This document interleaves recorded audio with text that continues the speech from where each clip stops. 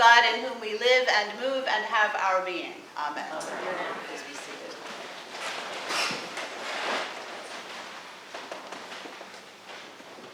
As I started to write this sermon earlier this week, I decided to sit outside on the porch with my trusty laptop. It was a really hot summer day, really hot and really humid. And I noticed that there were storm clouds building in the sky all around me, big, dark, threatening clouds. But in the place where I was sitting and typing on the porch, it was still sunny. The birds and the heat bugs were still singing. Should be okay, I thought, at least for a while. Last week I was away on vacation, and on Sunday morning I felt like going to church, probably just because I was missing all of you. I mean, it was Sunday morning after all. So I drove about a half an hour to a local Episcopal church in another state for their 10 o'clock service.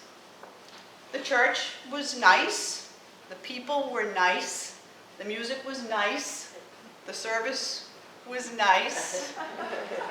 All as you might expect from an average little Episcopal church on an average little Sunday morning in August. Except,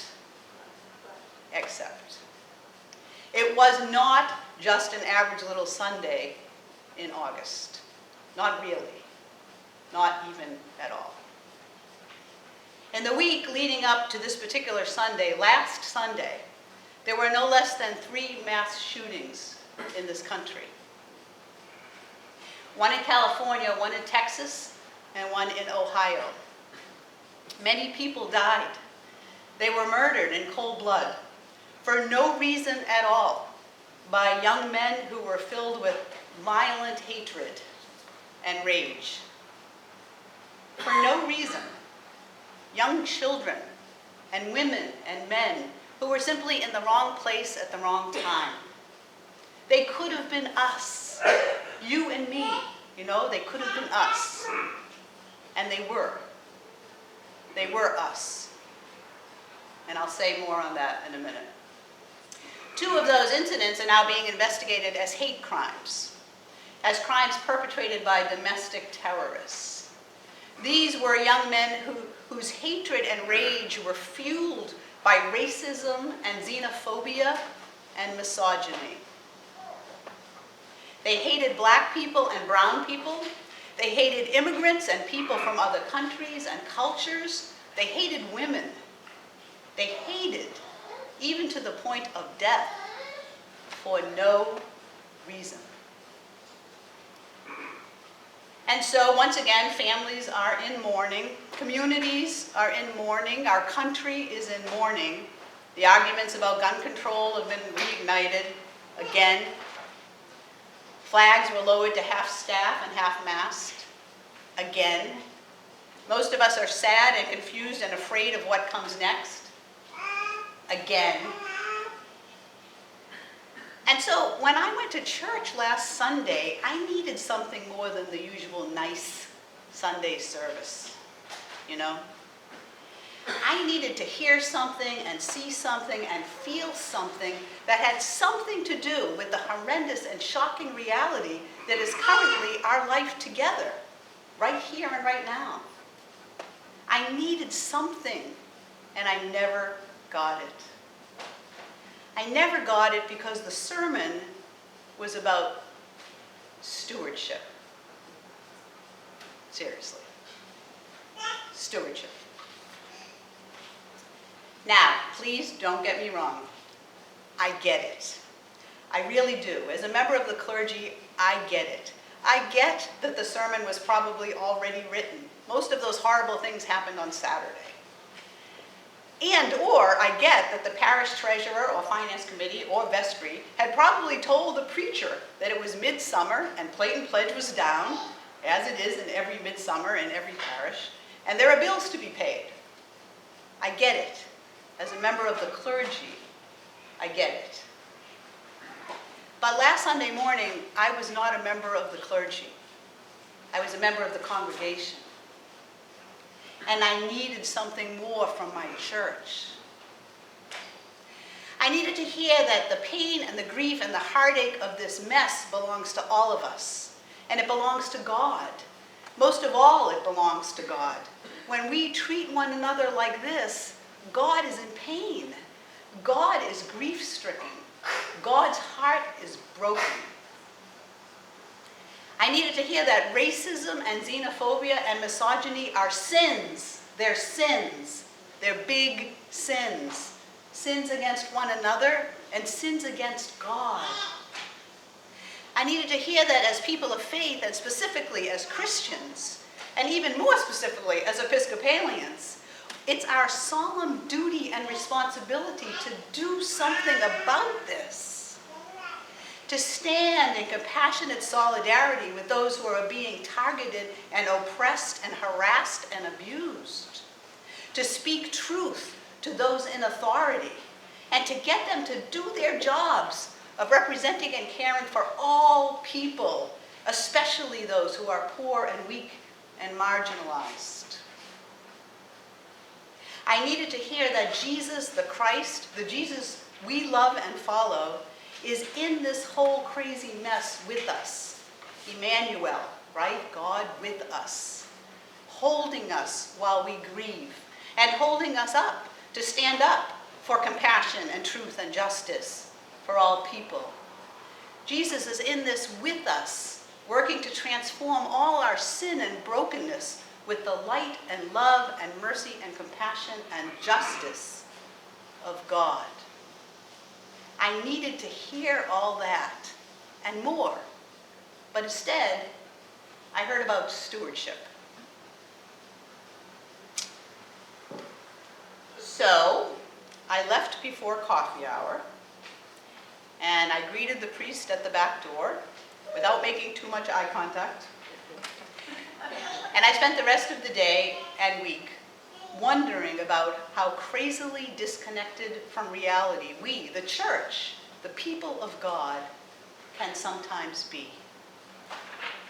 And it doesn't serve us, and it doesn't serve our country, and it doesn't serve our world, and it sure as heck doesn't serve our God. So let's connect a couple of dots to Scripture. And today's first reading from the book of Genesis. God takes Abram, soon to be Abraham, the father of our faith, as St. Paul calls him. God takes Abraham out into the darkness of night. And God points Abraham's attention to the magnificent, sparkling canopy of light that stretches out across the night sky. God says, "See those stars, Abraham? So shall your descendants be." That's us, by the way. We are the descendants of Abraham. See those stars? So are we. Scientists today know, they don't think, they know that we are made of star stuff. Star dust, or whatever it is that the stars are made of, we are made of that. And so is everything in the universe. Everything in the material world comes from the exact same source, physically as well as spiritually, of course. And that means us, all of us, we are one. Really, truly, physically and spiritually, we are one.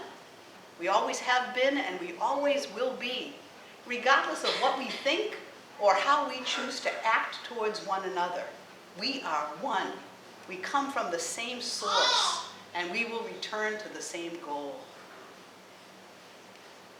More dots. Today's gospel reading contains one of Jesus' quintessential sayings. Where your treasure is, there your heart will be also. Which we think means that all of our love and attention will be on whatever it is that we cherish, which is nice, but it's also wrong.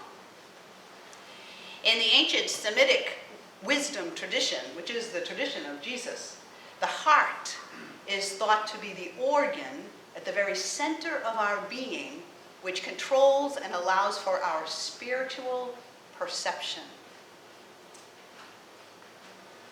It's kind of more like what we would think of as being our intuition, as at the source of our spiritual wisdom, insight, and knowledge, you know. So what Jesus is saying is that my greatest treasure as a human being is in my ability to see and know and participate in spiritual realities, in the things of God, in God, in God. Human beings are the spiritual consciousness of creation. And so this is what we have to offer the world. And we need it now. We need it now. By God's grace, we know that we are all one. One with God and one with one another. And we can read reality with our hearts, with our spiritual sensory organs, which belong to God.